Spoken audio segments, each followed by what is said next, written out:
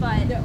I will say that the thing that leaked, when I realized, I think it was about 20 minutes into the actual finale, that I realized the leak was either bullshit or a fake out So or what was the just leak whatever you it saw? was.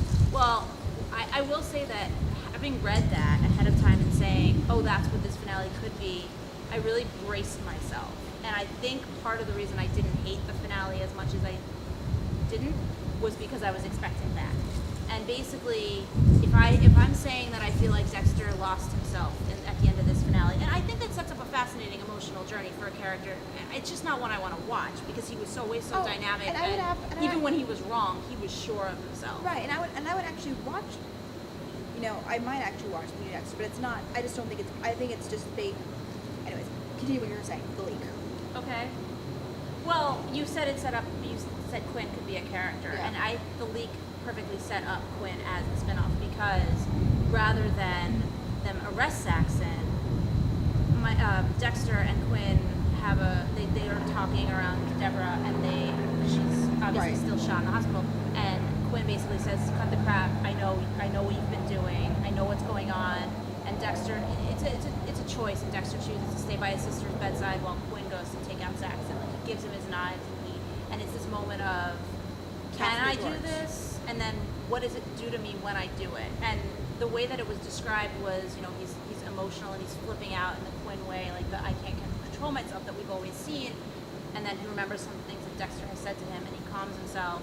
And supposedly after he actually stabs him and kills him, it's this moment of like complete calm and complete like open the door to something inside of me, which I think is crazy because as dirty a cop as Quinn has been, and Desmond and I have talked about his shadow side and his darkness, but like there's a different line there, and so in that version, Deb still dies, but on the operating table, and it's cuts back and forth between her dying and Quinn taking the steps, and Dexter just kind of being emotional, and in the end going off with Hannah. But the reason I was so upset with that version was not the choice that Dexter made. I thought that the choice to stay by your family side when you realize you're human would have been the right choice, but it took Dexter out of the center of the show, and he's the center of the show, and if we're ending his show, we can't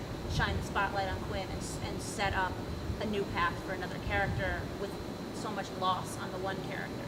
I just felt that it read imbalanced, and I said, if this is actually what's happening, I don't want to watch this. And then it didn't happen, and I was super happy it didn't happen, and then I was kind of bummed for other reasons. But I mean, when I weigh the two things, I think both of them had flaws. And I mean, look, that may have never even been in contention. Some fan could have created that out of thin air. I don't know where it came from. I just remember people being all freaked out, like this sounds like it could be true, because a lot of it at the top was correct based on what happened in episode 11 that led to the events of 12, the hospital, Deborah, etc. But I mean, there were a lot of things in the finale that just felt oddly paced and like there was. I'm just gonna say this. Deborah didn't believe in that ocean. Didn't belong in that ocean. She was not one of his terrible things that he needed to hide away.